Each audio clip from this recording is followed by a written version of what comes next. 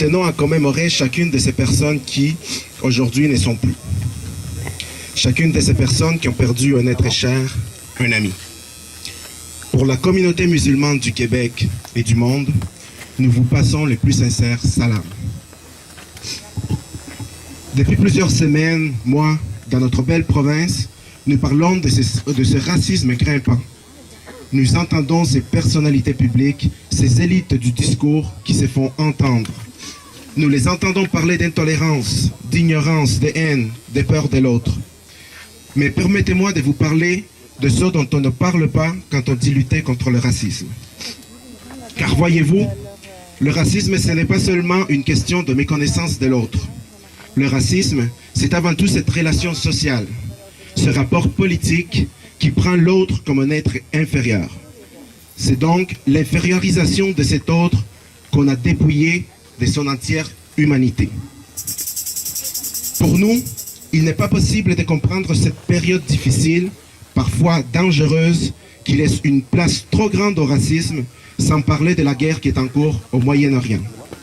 À ce titre, n'oublions pas que le Canada est en partie responsable, car il est un des plus grands exportateurs d'armes dans la région. Ce n'est donc pas un hasard que des dizaines de milliers de personnes doivent quitter leur pays natal pour pouvoir vivre, pour espérer vivre en paix. N'oublions pas que dans la bourse de Toronto, des dizaines de compagnies de l'industrie minière et d'exploitation des ressources naturelles y sont inscrites pour bénéficier d'avantages fiscaux et juridiques. N'oublions pas que des dizaines de milliers de personnes se voient expropriées de leurs terres, que leurs leaders communautaires se font assassiner, que cela soit en Afrique ou en Amérique latine, pour le compte de ce même capital industriel et financier.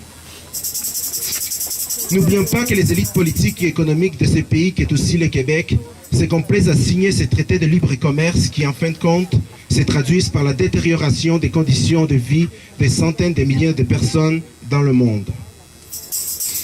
Que ce sont ces populations mondiales qui se voient obligées de quitter leur pays car leurs vies sont en danger.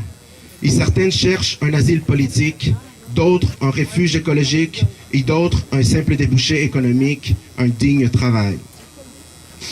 N'oublions pas que ce sont ces personnes qui subissent le poids et la violence du racisme, du discours minable de ces radios-poubelles, que ce sont elles, enfin nous, qui sont ciblés par ces minables groupes d'extrême droite qui croient que nous portons atteinte à l'intégrité de la nation canadienne-française. Que ces minables groupes sont même prêts à passer à l'action, à utiliser la menace.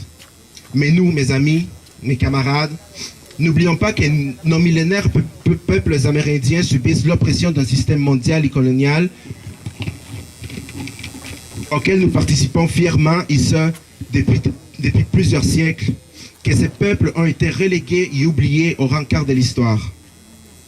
N'oublions pas qu'historiquement, nous, sur ce territoire québécois, avons également pratiqué l'esclavage, que les peuples africains sont présents dans tous les territoires des Amériques depuis la Constitution des Amériques il y a plus de 500 ans. Mais mes amis, mes camarades, face à cette situation déplorable avec les festivals, oui, nous avons voulu inscrire le racisme au sein du débat social, mais nous avons voulu plus que ça. Nous avons préféré répondre avec la vie. À travers notre riche et diverse culture, nous avons voulu passionner la vie, redonner vie à ceux et celles qui ont été et qui sont encore dépouillés de leur humanité. À Québec, à Val-d'Or, à Montréal, à Oklahoma City, à Standing Rock, à Paris, à Vienne, à Berlin, à Ayotzinapa, à Quibdó, à Quito, à Gaza, à Alep, à Kaboul, à Mani, au Nord Kivu, à Johannesburg, à Auckland, à Sydney.